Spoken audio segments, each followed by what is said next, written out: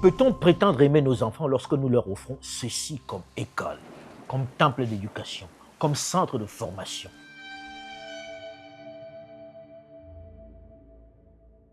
Peut-on prétendre préparer l'avenir de nos enfants et par là même l'avenir de nos pays lorsque nous les mettons, eux, le fer de lance, les acteurs de ce futur, dans ces conditions? Comment peut-on exprimer cet amour démonstratif en leur infligeant un tel sort? Quel humain normalement constitué peut aimer apprendre, étudier dans ces circonstances-là, dans un environnement aussi hostile, où même les animaux ne peuvent accepter de passer leur journée? Comment peut-on attendre des résultats positifs dans ces circonstances, dans ce cadre? Comment peut-on attendre que ces enfants rivalisent demain avec ceux-ci? Mesurez vous-même le fossé. Comment ne pas développer de sérieux complexes en eux lorsqu'ils voient le cadre dans lequel se forment leurs égaux, ceux avec lesquels ils sont censés être en compétition demain? Oui, j'entends déjà certains dire qu'ils s'en sont sortis en partant de l'école sous l'arbre de leur village. Mais l'exception doit-elle être érigée en règle ou en modèle?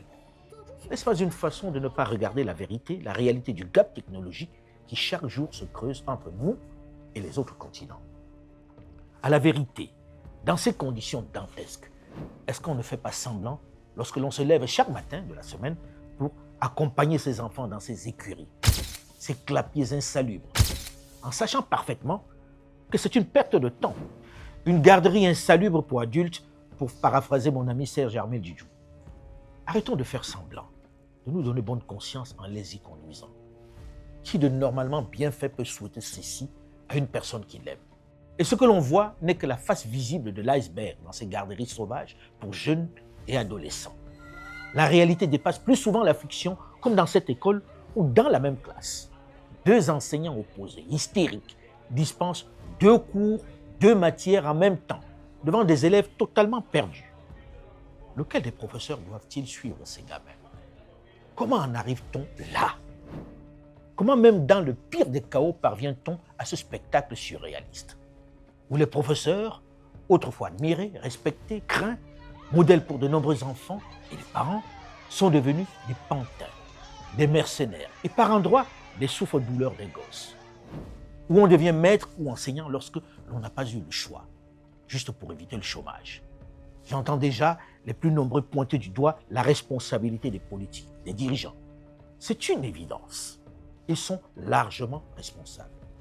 Pensez-vous réellement qu'un ministre dont la seule ambition est de rester au pouvoir et qui est en campagne politique tout le temps a pour principal souci l'avenir de ses gosses? Pensez-vous sérieusement que les sommes que l'on déverse dans les campagnes municipales, législatives, présidentielles sont plus justifiées, plus prioritaires que celles infimes qui devraient être consacrées à l'éducation nationale?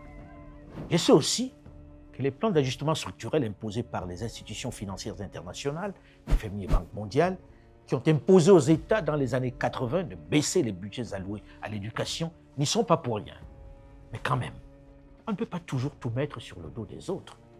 Surtout des sujets aussi sensibles, aussi stratégiques, aussi déterminants pour l'avenir de notre continent. On parle quand même de nos enfants, de la jeunesse, sur laquelle tout peuple mise pour changer la donne, pour progresser, pour construire l'avenir.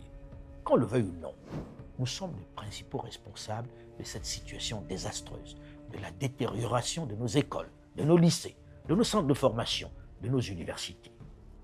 Et nous devons en prendre conscience maintenant, avant qu'il ne soit trop tard.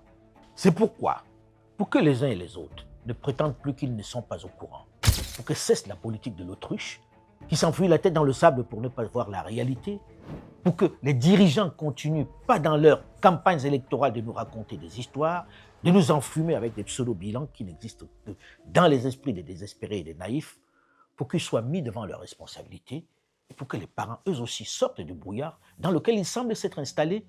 Nous vous invitons à participer à cette campagne de dénonciation citoyenne. Afro-Média vous invite, où que vous soyez, quel que soit votre pays, votre ville, votre village, à prendre en photo ou à faire une courte vidéo de 30 secondes maxi d'une école, d'une salle de classe, d'une infrastructure scolaire, la plus insolite, la plus insupportable, la plus inacceptable, et de nous la faire parvenir. Il faut montrer l'enfer dans lequel nous vous obligeons, vous, nos enfants, notre jeunesse africaine à vivre. Nous attendons également les vidéos de certaines scènes insolites, incongrues, comme celle-ci, dans vos écoles, lycées et universités. Puisque personne ne veut en parler ouvertement, puisque pas grand monde ne semble avoir conscience que c'est l'avenir de notre continent que l'on hypothèque, montrez-nous votre réalité, sans gêne. La caméra est donc dans vos mains. Nous nous ferons un plaisir de publier les images ou les scènes les plus fortes, à la fois sur le site et l'application d'Avo Média, mais également sur toutes nos plateformes digitales qui comptent plusieurs millions d'abonnés et plusieurs dizaines de millions de vues. Il faudra pour cela nous envoyer la photo ou la vidéo réalisée à l'adresse qui s'affiche sur votre écran, avec le lieu et votre pays.